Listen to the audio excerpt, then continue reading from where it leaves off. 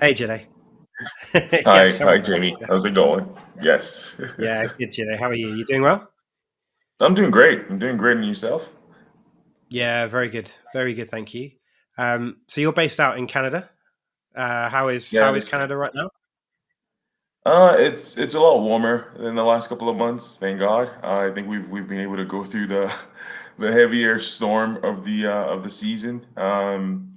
Canada's been awesome right now. I would say there's a lot of emergence on IT specifically in Calgary, Alberta, or I'd say Alberta overall. There's a lot of growth in that space. So we're seeing a lot of industries focusing on figuring out ways to just get better from a technology standpoint as well as a collaboration standpoint with the tech industry. So it's been pretty good. It's been pretty good. Excellent. I guess a lot of people associate, particularly Calgary, with the energy industry, right? That's sort of synonymous. Yes, yes, yes. Calgary is more the commercial hub. Well, I'd say Alberta as a whole is more they say it's the Texas of what you define as Texas in the U.S. is what Calgary is defined as. Calgary and Alberta, I would say, is defined as the energy state here or energy province here. So yeah, there's a lot of focus in energy, but again, not just energy, but technology is a big piece that I think a lot of people also underrate in the province itself. But Yeah. I would say comparing where things were about 8 years ago to where things are now, these been definitely a lot of growth in technology and being technology being a part of the energy industry. And do you find um, with Calgary, you have obviously you have energy, you have mining, you have oil production. Yes. There's so many different options.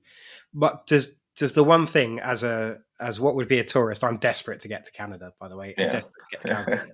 Uh, how important is Stampede to Calgary?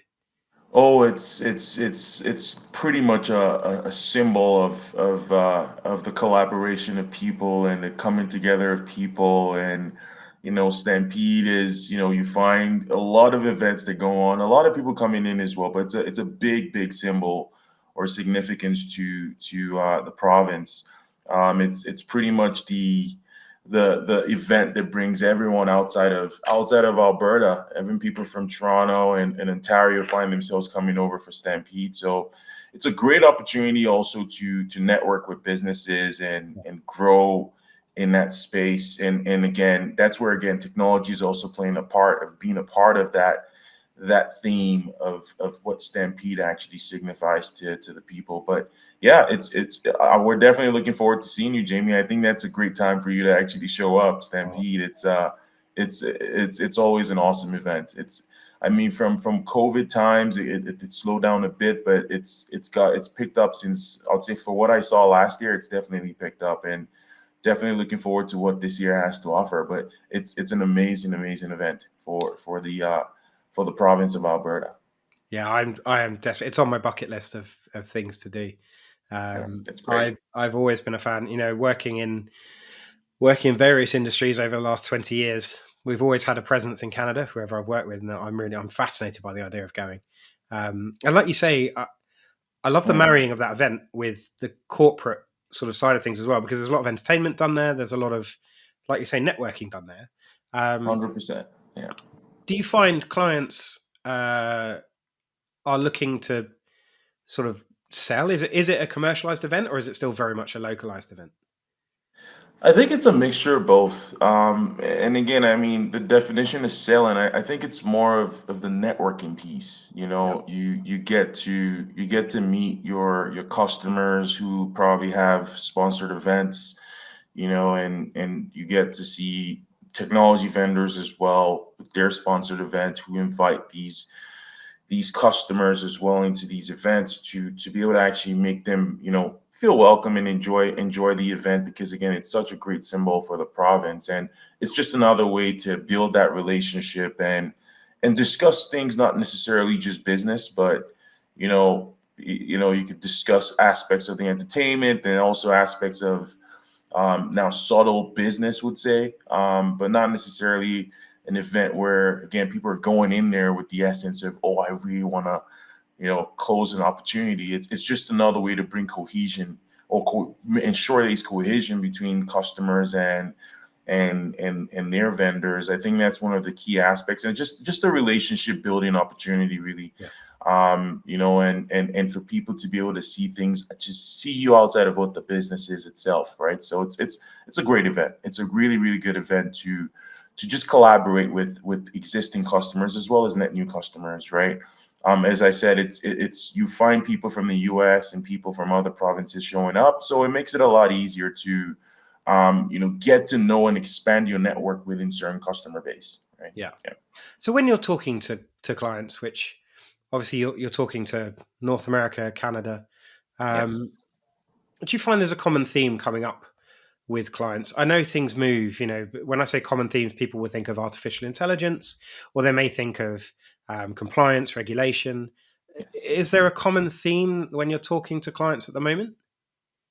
Yeah, I think the bigger one is on international information governance and compliance. That's one big aspect for sure. One big aspect for sure.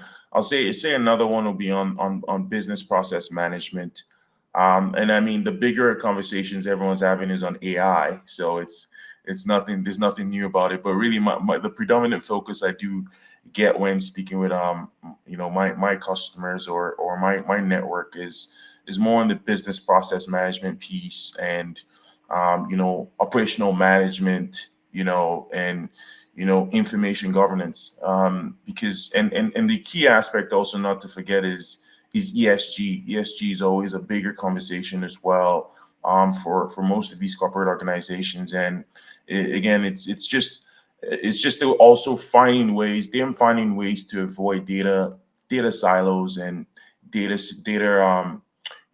not being brought together. Yeah. So, and I guess that's where again the focus is on that business process management piece for sure.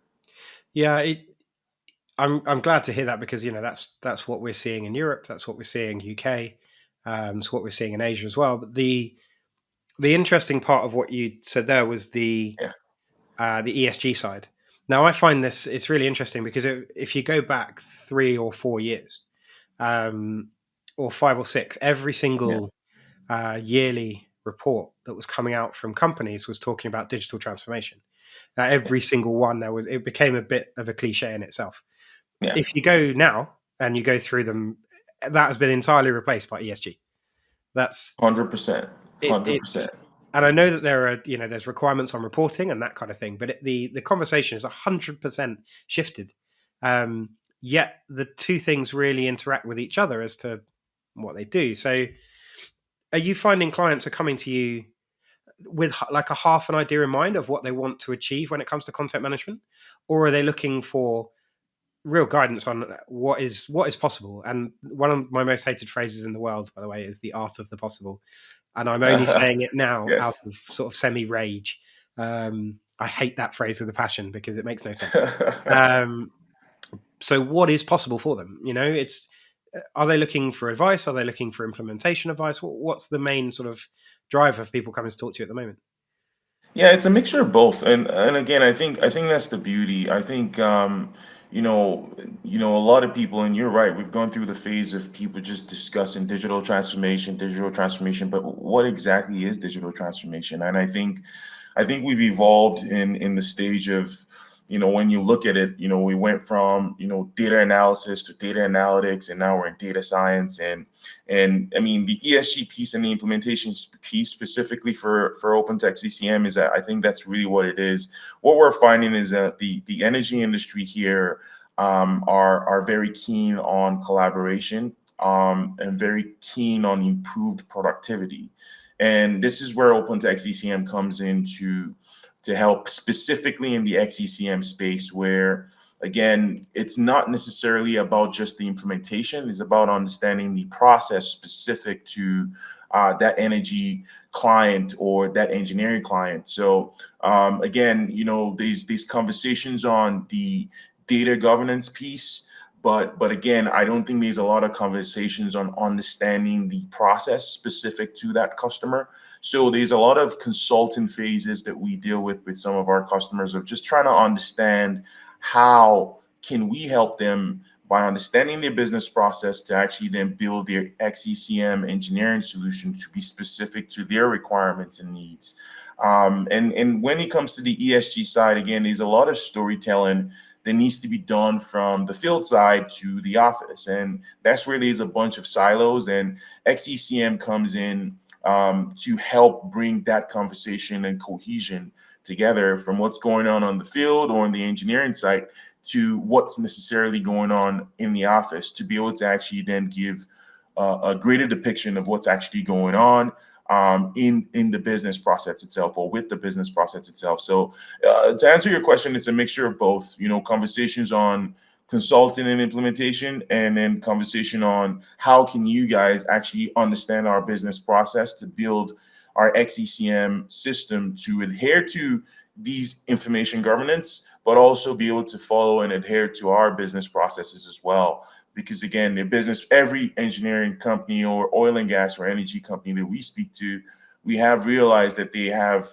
different needs and requirements, and that's one of the reasons as to why they work with us. They see the value of us being able to understand their story and then be able to actually build technology aligned to being able to tell their own specific story to adhere to those information governance, data information governance, as well as business process to then bring collaboration together. Yeah, we tend to see particularly with the energy industry, document controllers, document management staff. They're super smart. They Yeah, really understand how yeah, this works, um, yeah. and so I presume a lot of that conversation is actually sort of sped up. It's accelerated by that fact.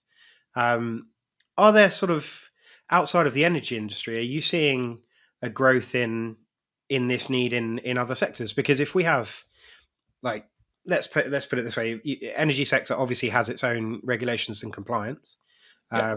certainly in set of their requirements. But how about when we look at, say, insurance, or healthcare providers, which Canada it's a big country. Let me just say it that way. Yes. So those kinds of organizations, legal firms, they have huge requirements when it comes to document management, right? That is correct. That is correct. I mean, you hit the nail there, Jamie. It's not necessarily just in the energy sector. You find them all across the vertical markets. I mean, even high value food chains, not just insurance. Insurance definitely plays a big part, but on document controls with taxes, dealing with HR information.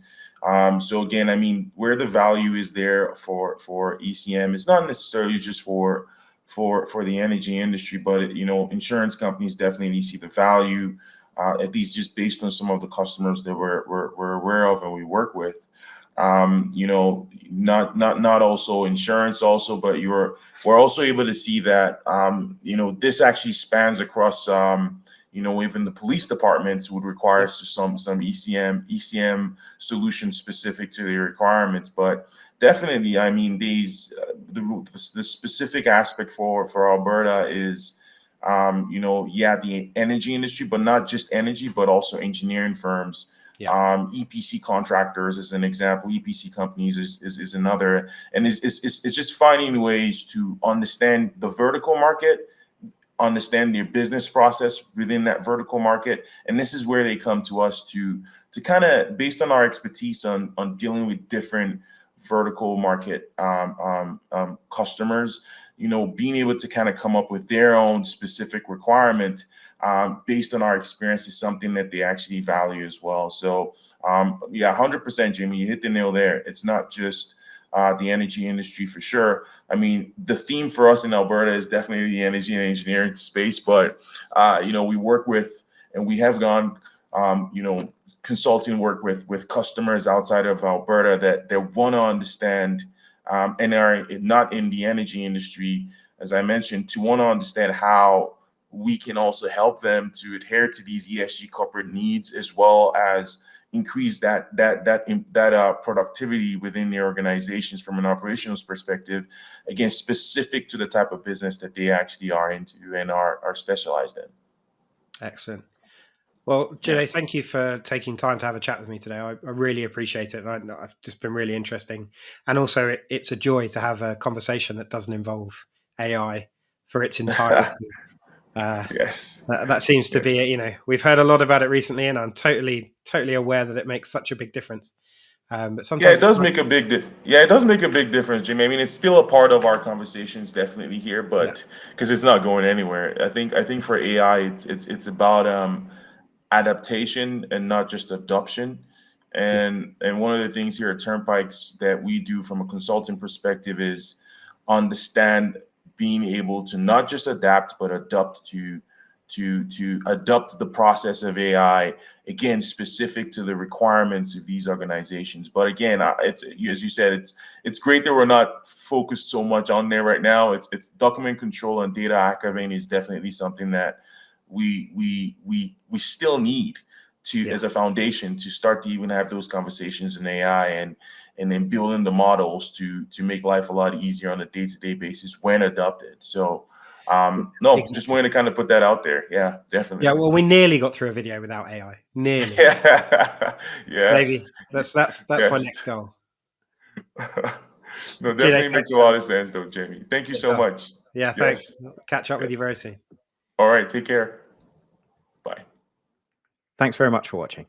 If you'd like to see more from us, check out other content on our YouTube channel. You can also follow us on social media, or you can visit us at www.turnpikes.pro. Feel free to subscribe to get upcoming notifications of our new content, and we look forward to seeing you very soon.